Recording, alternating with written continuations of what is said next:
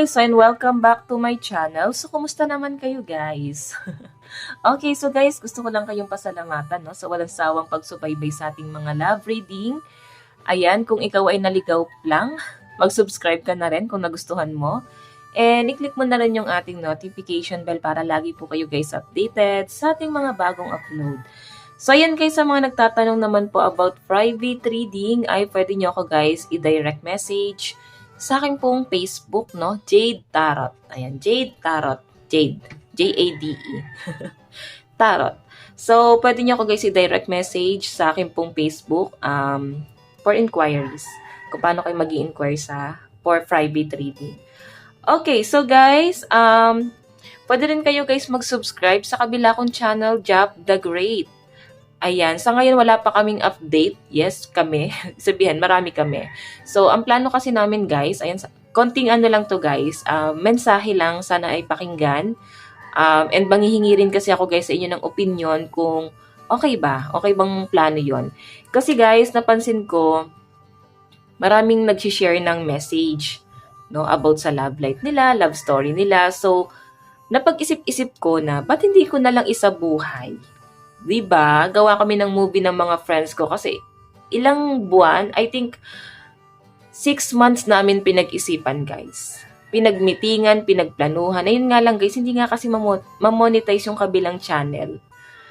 Ang plano kasi namin, once na mamonetize yun, gagawa na kami ng movie. Yun nga lang, hindi po mamonetize. So, panoorin nyo guys yung mga video ko sa kabilang channel para mamonetize na po. Okay? Once na ma-monetize, ay gagawa kami ng love story nyo. Diba? Yung, pwede kayo mag-share sa akin ng love story nyo sa email. Then, plano namin ng mga friends ko na isabuhay nga ang inyong love story. Pero kung hindi naman magandang idea, so hindi na namin guys gagawin. Kaya nga manghingi ako ng advice at ina-announce ko sa inyo guys kung maganda bang idea yon.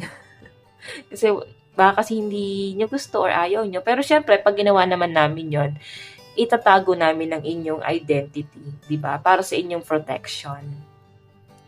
Okay? Ayan. Yan din pala guys ang kainaman pag marami kang kaibigan, no?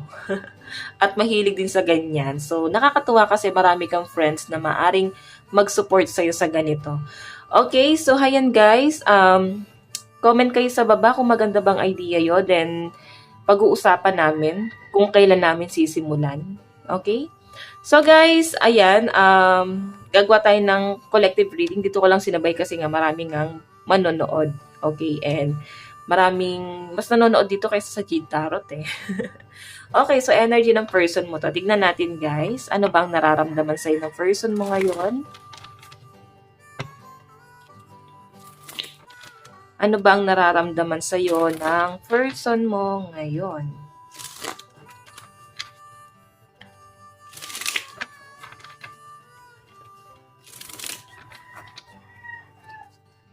Ano bang nararamdaman ng person mo sa'yo ngayon?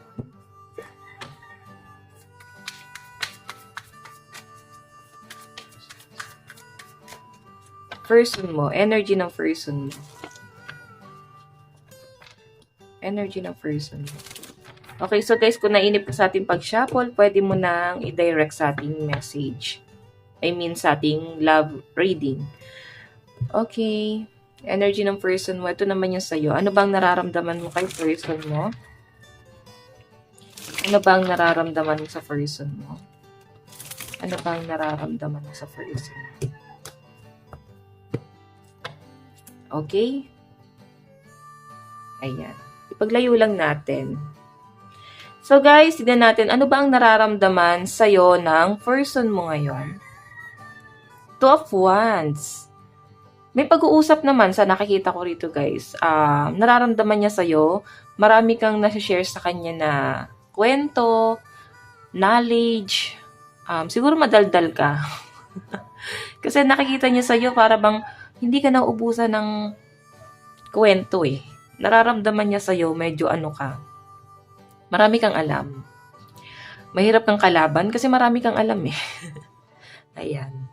And sa nakikita ko sa kanya guys, siguro, ang tingin sa'yo ng person mo, nararamdaman niya sa'yo, masarap kang kausap. Tignan mo ha, na-absorb mo kahit negative side niya. Okay? Yung tipong kahit napaka-negative na niya, nagagawa mo pa rin gawing positibo kasi white pa rin yung energy mo eh, kahit nababalutan ka na ng negative energy doon. So, ikaw, nakapag-adjust ka kahit toxic tong person mo. What I mean, toxic ka. Kahit toxic ka, what I mean, ayan, energy nga ng person mo. To energy ng person mo, kahit toxic tong person mo, na-absorb mo daw yon. Okay? Na-absorb mo, ayan, no? And, puti pa rin kasi yung energy mo rito, tapos siya black.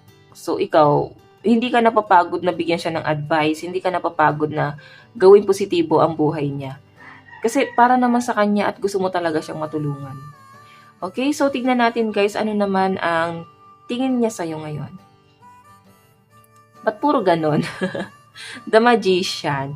Siguro ano ka, tao dun guys, yung nagbabaston na ganon. Yung may mga nagpaparada tapos nagtutugtog. Nakalimutan ko eh. Oo, basta yun na yun. So, siguro iba sa inyo, nasa banda. Baka marunong ka mag-drums, magaling ka kumanta. Tingin niya sa'yo, magician eh. Masipag yan eh. Hindi napapagod. Maraming ginagawa. Napaka-busy. So, minsan siguro hindi kayo nagkakausap kasi masyado kang busy. And sa nakikita sa'yo ng person mo, hindi ka kampante nang hindi mo natatapos yung mga, yung mga gawain mo. Parang hindi ka pwede magpahinga hanggat hindi mo natatapos yun. Ikaw mismo sa sarili mo, ganun ka mag-isip. Parang kailangan tapusin ko to kasi hindi ako maging kampante nang iniisip ko pa itong bagay na to. So, yan. Diba? Magician eh. Ganun kanya tignan. Overall energy ng person mo, ano yung magiging action niya ngayon? Sa connection yung dalawa. So, meron tayong, oh my God. Dito lang ako guys, medyo nalungkot at na-disappoint kasi 5 of Cups eh. So, I think may regret siya. Yung magiging action niya, feeling niya makakasira sa kanya at sa'yo. Kung gagawa siya ng action dito guys, maaaring may mga tao siyang masasaktan. Kasi yung kayong dalawa, oh. Meron siya tinatanaw dito. May mga nasaktan na nga ata siya. Pwedeng ikaw tong nasaktan niya. At parang, lumayo siya eh. Meron siya kasamang cups sa kabila, oh. So, I think, yung magiging action ng person mo sa relationship yung dalawa, it's either buuin ka niya at iwan niya yon. Okay? Pwede niyang buuin yung relationship niyo. Or, iiwan niya yung kasama niya. Okay? May emotion kasi guys yung tubig. Pero go with the flow. So, ikaw, nakikita ka ng person mo na parang go with the flow kahit nasasaktan, hindi mo yun pinahalata. Okay? So, I think si person, someone na nag-iingat, someone na takot siyang maiwan mag-isa. Okay lang na siya yung makasakit eh. Wag lang siya yung maiiwan. Ganon siya ka-selfish. Okay, so kung ako sa inyo guys, pag-isipan mong mabuti itong relationship mo sa person na to. Kasi medyo selfish yung energy. Tignan natin guys, ano yung overall energy niya. So meron tayong Two of Pentacles, walang katapusan. Alam nyo guys, na nakikita ko dito, kung ikaw ay ko-connect pa rin sa person mo, paulit-ulit lang, no? Never ending yung cycle. Old cycle nandun pa rin. Pero gusto pa rin niya guys maayos eh. Kung meron na siyang ibang tinitignan or kasama ngayon, nakikita ko na meron siyang responsibilidad sa'yo na yun pa rin yung tinitignan niya rito. May pag-uusap pa rin kasi kayo eh. So I think patungkol sa pera, sustento, responsibilidad, or pwedeng meron kayong property. Maring ito yung pinag-uusapan nyo. Or meron kayong importante yung pinag-uusapan. Pwedeng divorce paper. May hatian pa rin kasi. So, yung iba sa inyo guys, meron kang nararamdaman dito. Yung person mo kasi, puro siya pagdadalawang isip. Kung mapansin mo yan, no? Two of Wands. Ito rin, two. Ito, two. Sila, dalawa pa rin. So, siguro yung person mo, committed sa iba. Tapos, pwedeng ikaw yung third party na nanonood ngayon. Or ganun na yung nararamdaman mo. Kung ikaw yung legal, parang ikaw na yung third party dito. Okay. Tignan natin yung bottom of the deck. Five of Swords, matira matibay. Ganun yung nakikita ko. So, I think, si person mo, tinitignan niya kung sino yung matibay dito, yun yung pipiliin niya. Ang pangit ng energy ng person mo, bakit siya ganyan mag-isip? Ang selfish, napaka-narcissistic ng energy. Sarili niya lang yung iniisip niya rito, guys. Sarili niyang nararamdaman. And, ang nakikita ko, kung ikaw ay may naibibigay sa kanya na pera, I think kaya siya nag-i-stay dahil nga may pera. Okay? So, malakas ang energy ng mga air sign, Aquarius, Gemini, and Libra. Cancer, Pisces, and Scorpio, Capricorn, Taurus, and Virgo. Subside ng person mo. Okay? May ones din pala, Aries, Leo, and Sagittarius. So, lahat pala ng zodiac sign. Okay, so tignan naman natin sa side mo. Anong nararamdaman mo sa kanya? Strength. Siya pa rin yung nagpapalakas ng loob mo eh. Umaasa ka pa rin, hoping ka pa rin na maayos to. Kung kayo hiwalay na guys, no? Hoping ka pa rin na maayos kasi nakikita mo pa rin nagre-reach out siya. Parang may pinangahawakan ka pa rin dito sa relationship na to. And possible naman talaga guys kasi nga lagi siya nagdadalawang isip eh. So nakikita ko maring malakas ang energy na may mga third party dito at maaring ikaw tong nasasagap ko na energy ngayon. Third party ka, aware ka dito sa nangyayari. Pero alam mo parang ikaw yung stress na stress kasi talagang nakaka-stress kasi alam mo yung sitwasyon, alam mo yung nangyayari. 'Di ba? Aware ka sa nangyayari. Strength. Pero kung ikaw naman ay original, siya may third party, or pwedeng yun na yung nagiging legal eh. Parang ikaw na yung nagiging third party talaga. Kung ikaw man yung legal. So yung nararamdaman mo sa kanya, hoping ka, malakas yung energy or nasa sense mo yan. So malakas ang energy ng Leo. Nararamdaman mo. Pwede kasi nagpaparamdam pa rin kasi sa'yo. Nagpapakita pa rin ng mga mixed signal. Parang ganun. So, ikaw mismo naguguluhan, bakit niya ginagawa yon? Ano tingin mo sa kanya? Two of Fire. Siya lang ang nagpahalaga sa'yo. Sa kanya mo lang naramdaman yung ganitong pagmamahal. Yung tipong hindi ka pinahalagahan ng mga past relationship mo. Itong person na to, nag-effort talaga siya sa'yo. Pero kung makita mo, secret lang daw. And siguro, alam mo kung ano yung pinasok mo sa mga nasagap nating energy rito. Or pwede naman guys, kung walang third party, pwedeng meron pa siya talagang iba noon that time. Meron pa siyang ibang karelasyon that time. And siguro, inend niya yung relationship niya doon kasi ikaw yung pinili niya. Kaya parang natatawag na rin na third party. Pwedeng may karelasyon pa kasi siya that time. Pero ngayon guys, nakita mo na nag-e-effort talaga sa itong taong to at nararamdaman mo na kaya kang ipaglaban. Okay? Ayan nga, kaya kanya suportahan eh. Yun nga lang, lagi nagdadalawang isip. Laging may pagdadoubt. Pwedeng ikaw tong kabilang cups, no? Ikaw yung pinili niya at may nasaktang iba. Okay?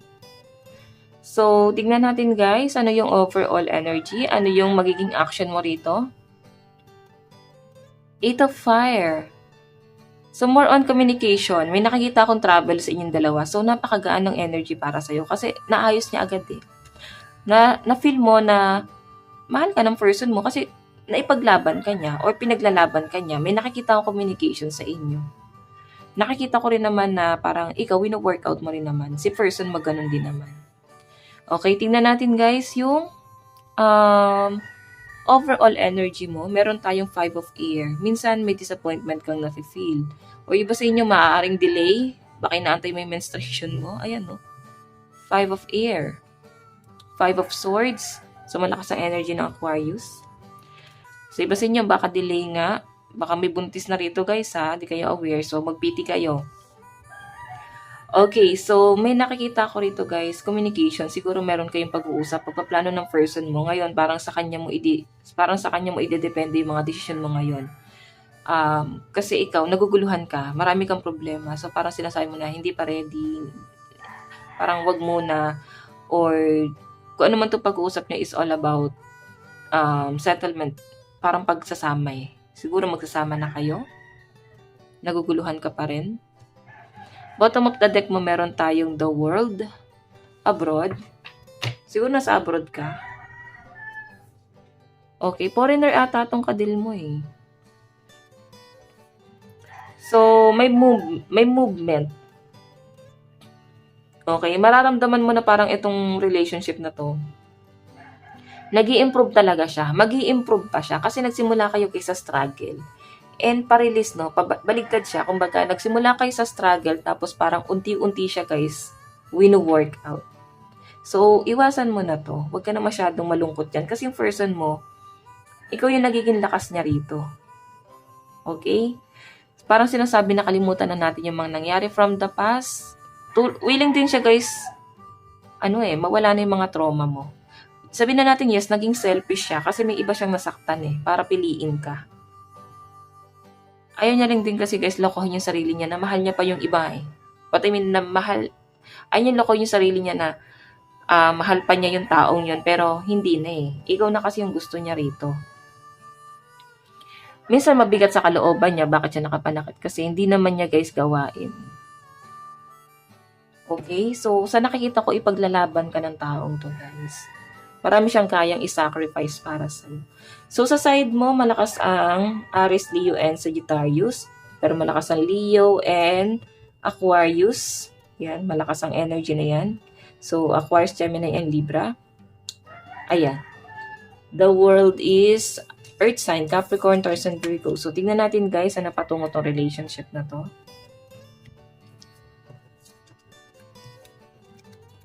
Okay, hindi makuha yung card. Saan patungo yung relationship na to, Spirit? Saan patungo?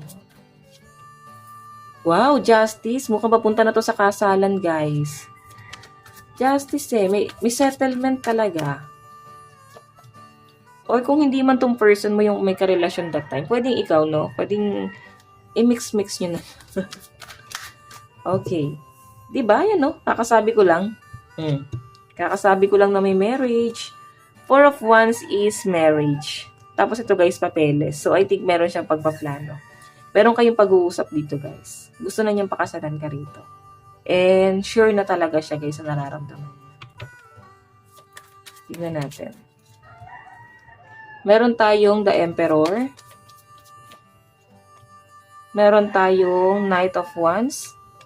Hindi na siya papayag, guys, na mapupunta ka lang sa iba Medyo siya, guys. Silosa. Parang sa akin ka lang, ituloy na natin tong plano natin. Total, nandito na tayo. Parang ganun.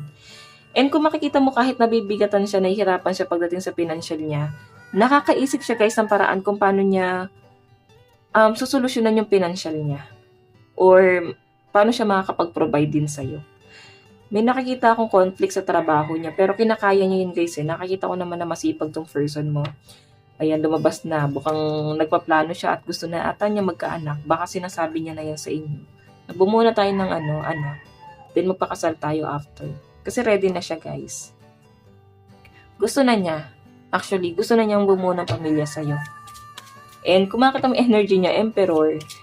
Yung iba sa inyo, guys, may mga dito, LGBTQ+. So, wala naman to, guys, any gender to, guys. Love advice. Meron tayong let go of control issue. So, ano man itong mga doubt mo. Kasi ikaw, guys, masyado kang mahabagin. So, nahabag ka sa mga nangyari, sa mga naganap. Pero sa nakita ko sa'yo, kailangan mong i-release yan. Okay? Release your ex. Okay, so I think meron ka pang iniisip na past person. So, nare-realize mo, new love. Diba? New person itong paparating sa'yo. Kailangan mong i-release to. Kung ikaw ay single, maaaring ito ay paparating pa lang sa'yo. Okay? Paparating pa lang sa'yo to. Pero kung yung iba naman sa inyo, guys, maaaring dumating na siya. Okay? Maaaring tinulungan ka niya na makaalis na dito sa past person.